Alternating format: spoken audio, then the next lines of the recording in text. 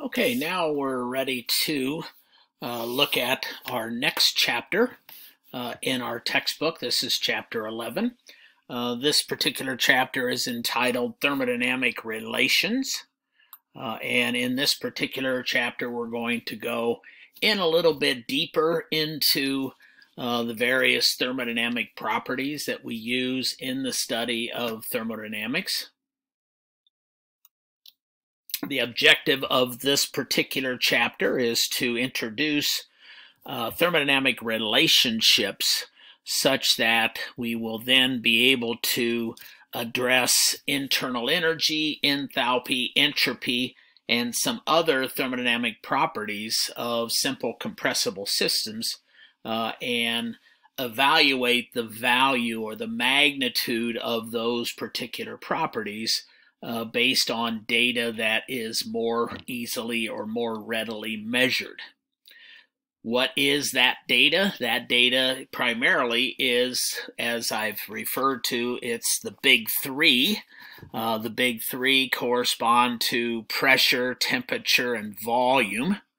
And in addition to that, we also have mass. And so these are the three thermodynamic properties of pressure, temperature, and volume that are easy to measure. And to date, we have been looking primarily at PVT type of data, and now we're ready to, or we want to look a little bit further as to how we then can specify or determine some of these other thermodynamic relationships that we have also been using.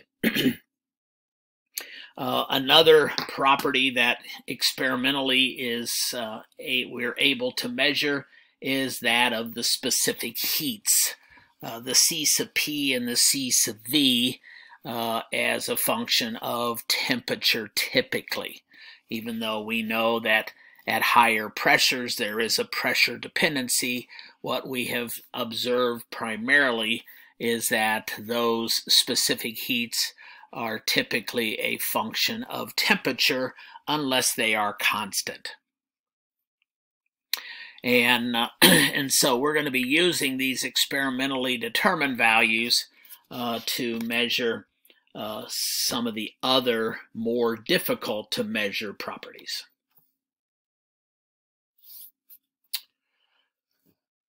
One of the things that we use in thermodynamics is something called the equation of state, or the equations of state, because there are many of these that can be devised. And basically what the equation of state is nothing more than an analytical representation of the relationship between pressure, specific volume, and temperature. You'll notice that now I'm referring to specific volume, which is just the absolute volume divided by the mass. And so it's a mass-dependent type of property.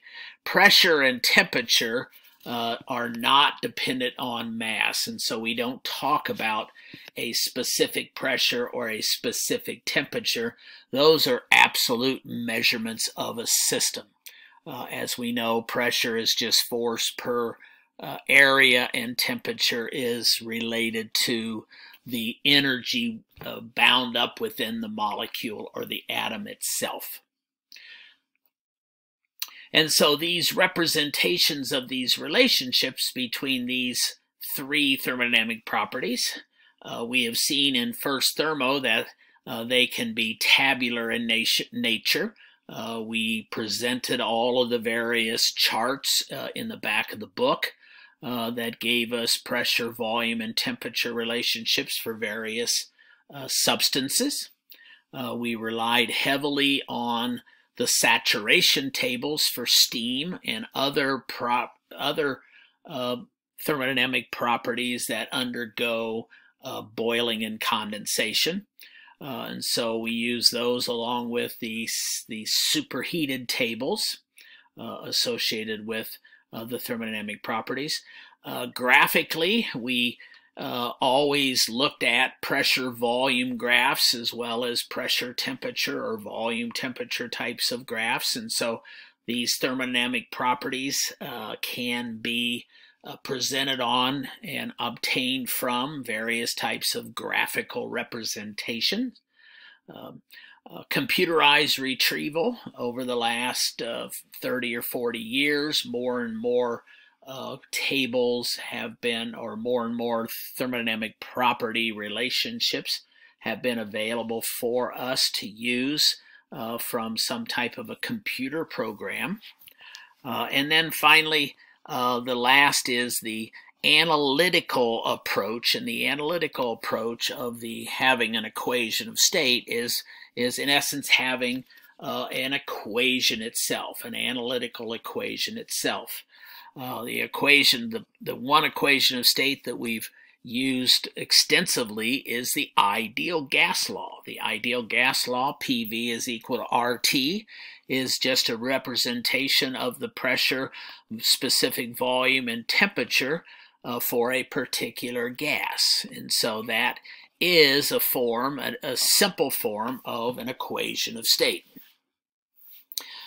We can also refer to the equation of state in another fashion, and that is what is referred to as a viral equation of state, which has multiple coefficients associated with it. And so in order to be able to look at the relationship between these three properties, especially as we get close to the dome where the ideal gas behavior no longer holds, we have to have a little bit more complex form of an equation.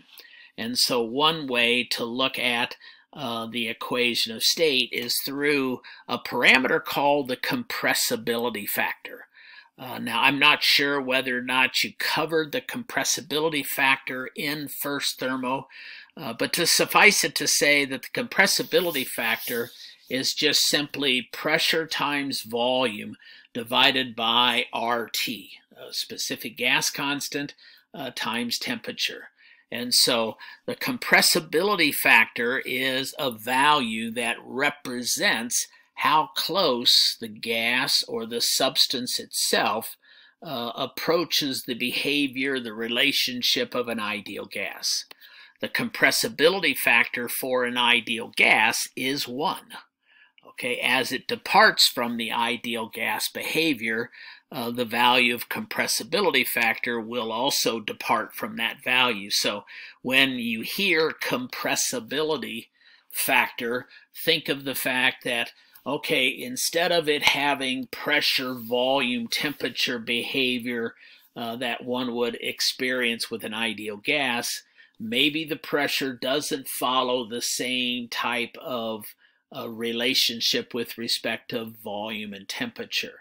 And so the viral equation of state allows for a calculation of that compressibility, and that compressibility factor is 1 plus a number of terms. And as you can see here, each of these constants that are in the numerator of the individual terms is a function of temperature. And so you have a B factor that is a function of your temperature, a C factor that's a function of temperature, and so on. And then in the denominator is the specific volume. And as you can see, the specific volume then allows for a slight modification of the behavior with respect to the ideal gas behavior. And it allows us to have different degrees of this particular departure of the properties. And so this is the form of the viral equation of state. As I said, the limiting case, or one way to understand the compressibility factor, is that when the compressibility factor approaches 1, we have what is then referred to as the ideal gas equation of state, and that was PV is equal to RT. Over the years, a number of different equation of states have been developed. Most of them are empirical in nature, empirical in that one looks at experimental data and then comes up with some type of a relationship between pressure, volume, and temperature that is manifested by the data collected. The compressibility factor can be presented in the form of a chart, and we'll see that in the later part of this particular chapter, where the compressibility is plotted as a function of what's referred to as a relative pressure, a relative temperature, and a relative specific volume. Now, the relative pressure is nothing more than the actual pressure divided by the critical pressure of that particular substance. The top of the liquid vapor dome, the critical pressure associated with that point. And so we reduce the pressure to a P sub R. So this could either be referred to as a reduced pressure or a reference pressure. I prefer reduced. So reduced pressure, a reduced temperature, and the reduced temperature is just the absolute temperature divided by the critical temperature, again, the top of the liquid vapor dome, and then a reduced specific volume, again, relative to the critical volume at the critical point. So again, we will look then at that compressibility factor chart in a little bit. Okay, another equation of state that's popular and has a little bit of understanding associated with it is referred to as the van der Waals equation of state. And what we have here is pressure related to temperature and volume. But in this particular case, if all we used was the RT and the volume, that would then be the ideal gas law. But what has happened in this particular case is that the specific volume has been reduced by a factor, and that factor is B. And so the effect of the volume is reduced.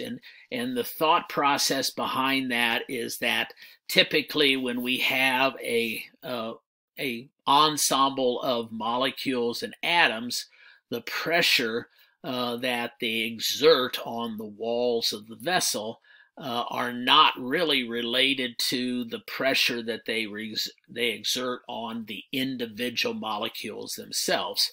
And what happens is by reducing this volume, it allows one to account for those other molecules and atoms having an effect on the pressure.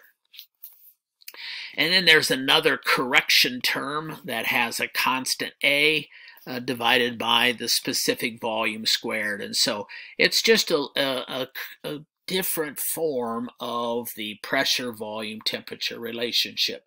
It is referred to as a two constant equation of state, the two constants being the A and the B, and this R, even though it is a constant, that is the universal gas constant that was also in the ideal gas law.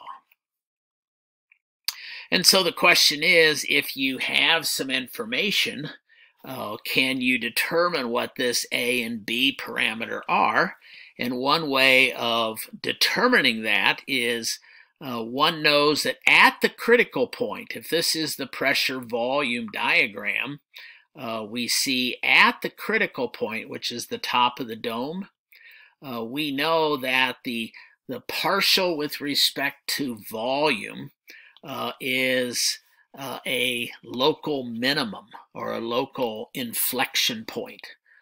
And so we know that if we took a constant temperature line, and that constant temperature line being at the critical temperature, the slope at this particular point is equal to 0. And so these are the other temperature lines. Anything lower than the critical temperature, we know it goes through the dome. Anything higher than the critical temperature, it stays out in the superheated or the superheated or the gas region. And so with that known, we also know that not only is that a zero slope local minimum or maximum, we also know that it's an inflection point in mathematics. And an inflection point in mathematics corresponds to the second derivative with respect to the volume at constant temperature being equal to 0. And so what we have is we basically have this slope, and in this particular case, the change in pressure with respect to the volume is negative. It goes to 0, and then it goes back to negative. And so there's an inflection point at that location. And so with that known, knowing that these two conditions hold, one can show, because they hold at that critical condition of PC and TC, one can then show that the value of A and B has to be equal to these two relationships. And then the value of V bar C is also related. So we see that by assuming that the isotherm passing through the critical point has this behavior, we then can determine the value of A and a B. And so for a gas that is close to the dome, we can then assume or that the equation of state takes on a form that departs quite a bit from the ideal gas relationship. But it will give us then a value closer to the true value, the true relationship between pressure, volume, and temperature.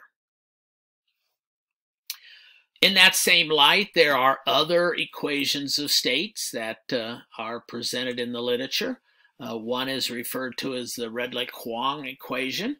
It takes on a similar form. The first term looks similar to the van der Waal equation. It is a two-constant equation, B and A, but in this case there's a little bit extra complexity, and one can determine and one show that for a series of fluids that this A and B can be related to, once again, the critical pressure and critical temperature, and some constants. And so basically a series of substances have been investigated empirically, experimentally around the critical point of the substance, and the pressure, volume, temperature relationships have been found to best fit an equation that looks like this instead of one that would represent the ideal gas law.